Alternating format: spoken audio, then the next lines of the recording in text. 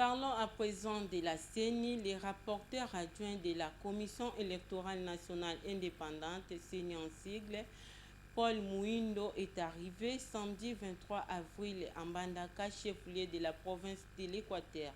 C'est Fora Longui pour les détails. Sa mission dans cette partie du pays consistait à précéder au lancement de la formation des agents nouvellement recrutés pour l'opération de la cartographie électorale en prélude de l'enrôlement des électeurs prévus pour 2023. Là que se trouve la CENI, nous pouvons toujours faire l'itinérance pour s'enquérir de notre réalité, parce que vous savez, nous sommes une nouvelle équipe, mais nous assurons la continuité, mais nous devons savoir comment fonctionne et quels sont les états de tout ce qu'il y a comme antenne et d'autres entrepôts que nous avons ici.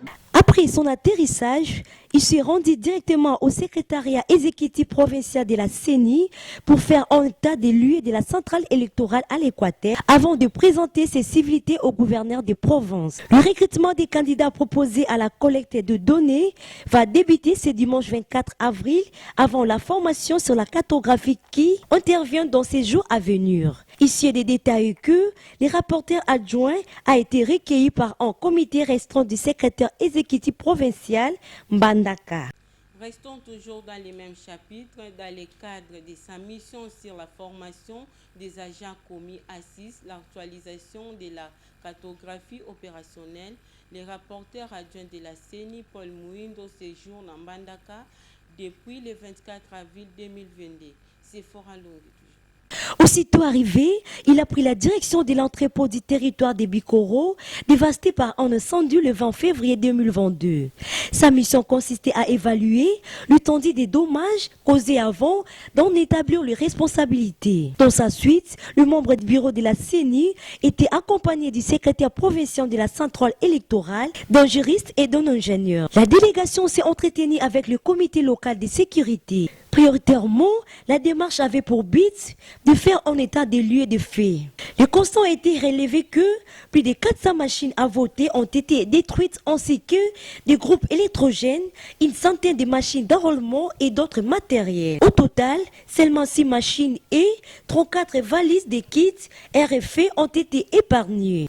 Tout compte fait, des personnes interrogées ont entretenu le flou dans leurs déclarations. Ainsi, pour parer au plus pressé, Paul Mouindo Moulemberi Vaoumawa avait de regagner Mbandaka à juger ici de procéder à la remise en état de quelques bureaux en attendant des gros travaux qui nécessite l'aménagement de l'entrepôt. Parti à 8h30 du chef-lieu de la province de l'Équateur, la délégation a dit braver quelques difficultés sur le parcours en allant comme au retour des Bikoro, avec notamment plusieurs ponts endommagés avant d'atteindre le pont de départ à 22h30.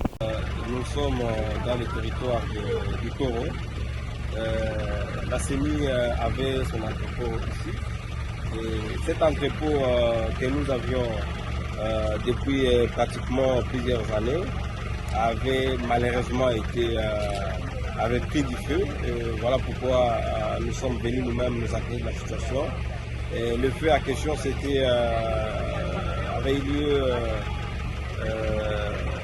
le 20 février 2022. Donc les rapporteurs de la Commission électorale nationale indépendante, CENI en sigle, Patricia Seyamoulela est arrivée le lundi 25 avril à Kisangani, dans la province de la Chopo, pour la supervision et le lancement de l'opération d'actualisation des données cartographiques. Sephora. Dans la ville bouillonnaise, elle était accueillie à l'aéroport par un comité restreint conduit par Madame Émilie Yaya, secrétaire exécutive provinciale de la CENI. Le rapporteur a indiqué devant la presse locale être venu superviser et lancer l'opération de l'actualisation de la cartographie, étape importante pour la tenue de meilleures élections en République démocratique du Congo, RDC en cycle, mais aussi faire l'état de lieu du secrétaire exécutif provincial de la Chopo. À peine avoir foulé les sorts de Stanley V, Madame Patricia est allée présenter ses civilités au gouverneur de province.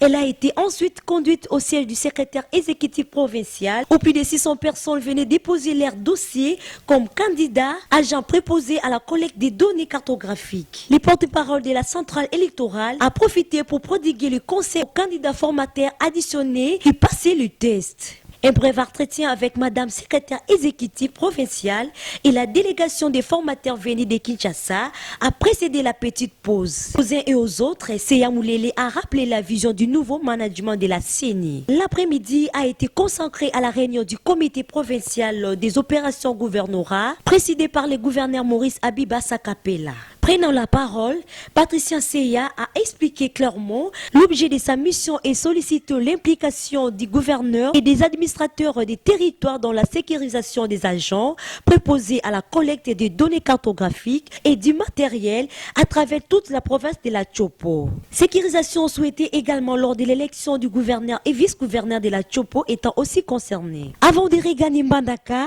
a jugé utile de procéder à la remise en état de quelques bureaux en attendant des gros travaux qui nécessitent l'aménagement de l'entrepôt. Madame Patricia a martelé sur l'implication de tous pour un processus électoral réussi.